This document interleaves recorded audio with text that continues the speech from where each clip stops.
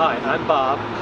I'm Carolyn. I'm Pauline. We're all members of the Italian American Heritage Club of Roanoke, and we're going to be telling you a little bit about the history of the game of bocce, and then Carolyn and Pauline are going to demonstrate how to play the game.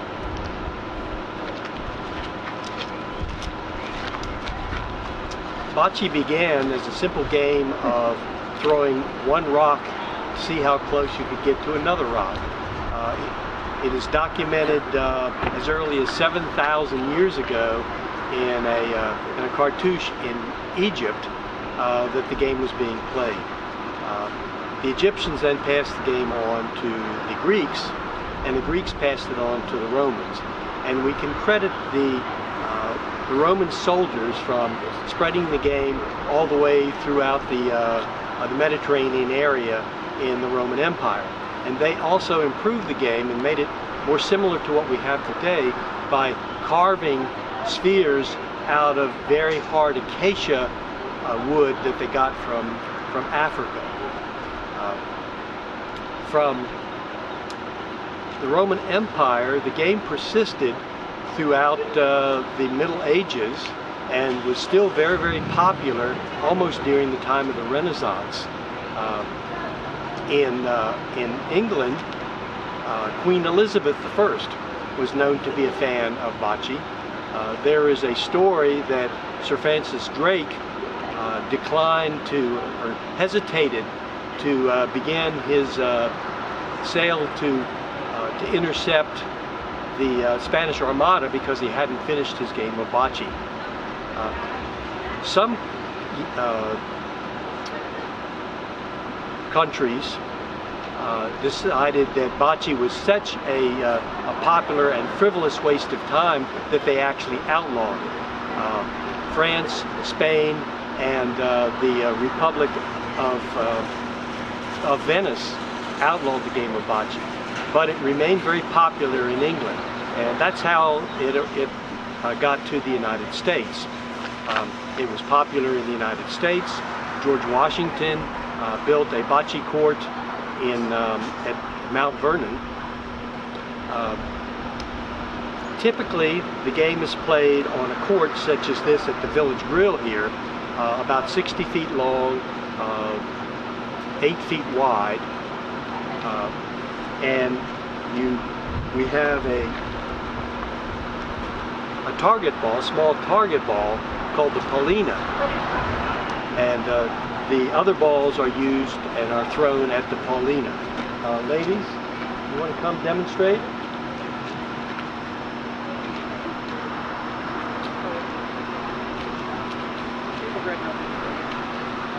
The game has 4 green balls and 4 red balls, and it can be easily played by 2 people, one throwing the green ball and the other throwing the red ball, but it can also be played by teams. As you'll see, they're going to throw the Paulina down to the other end of the court and then throw it back. Now I'll let Carolyn begin first, and she is throwing the Paulina, and she goes more than halfway. That's a requirement, that you go more than halfway, and then Carolyn is going to throw first to see how close she can get to the Paulina, the target. And then Pauline will throw the red ball and see how close she can get.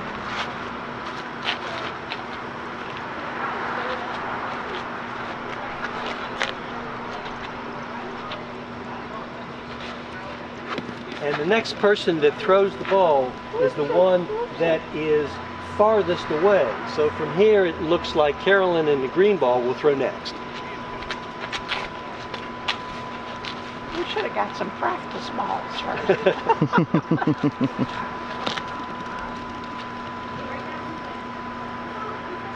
Okay, from my eyeball, I guess I'm thinking that Carolyn is now closer, so we'll let Pauline throw a red ball.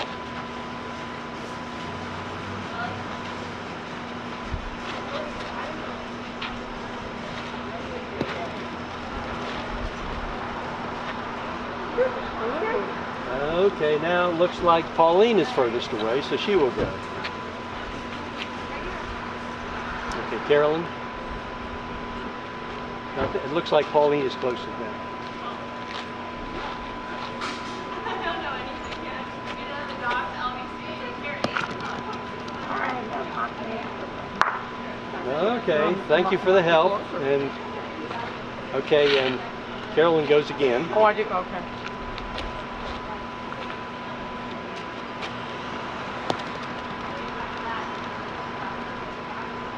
Okay, and then Pauline, you can throw your last ball.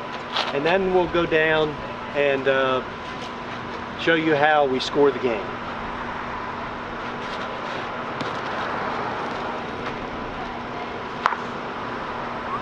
Okay, and you have one more.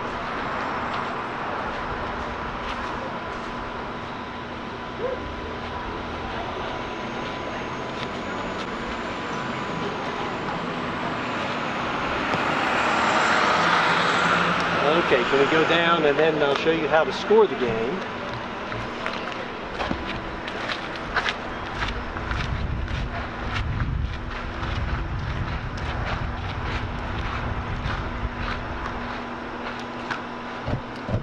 Okay.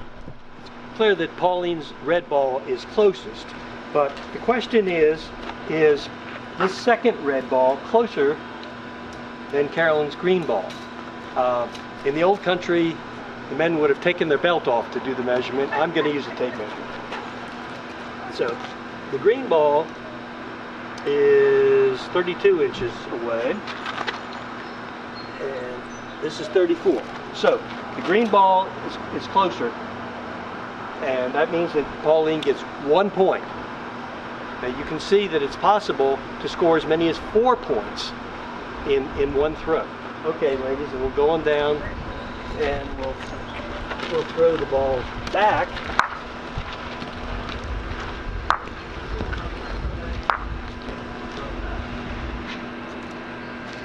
And because Pauline scored the point, Let you throw.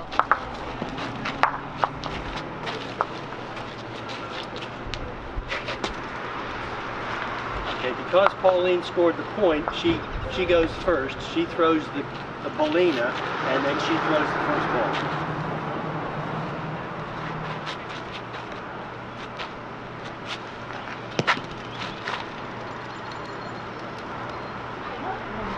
And then Carolyn throws.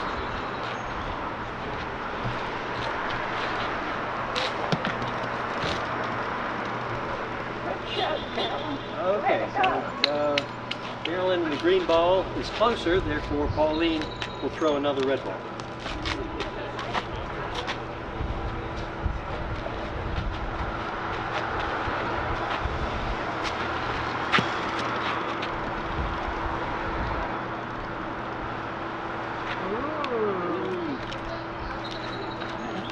That was a good Okay, one. Pauline, you're closer, so Carolyn will throw a green ball. I never would have guessed that.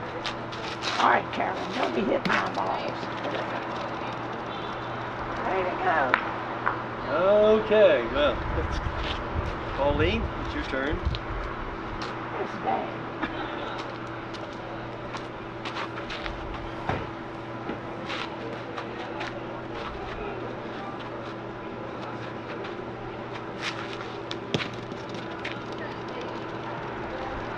Okay, I'd say that you go again, Pauline. How close is it? Well, they're closer than you are.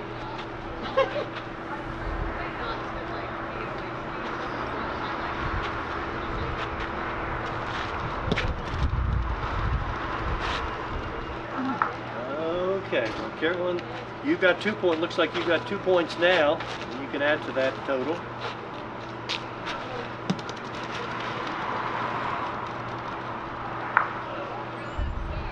Let's see. Looks like you still have 2.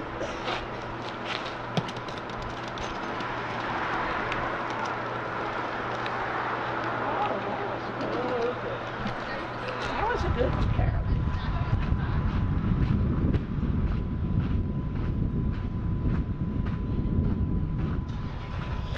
You can see that with this second throw, Carolyn's green balls, these three are closer than the nearest red ball. So on this throw, she got 3. So after two throws, Pauline has 1 and Carolyn has 3. Let me show you something. That these 2 green balls are not the same. The circle and line markings are different, which means that you can play the game with 2 people throwing red or green balls, or as teams with one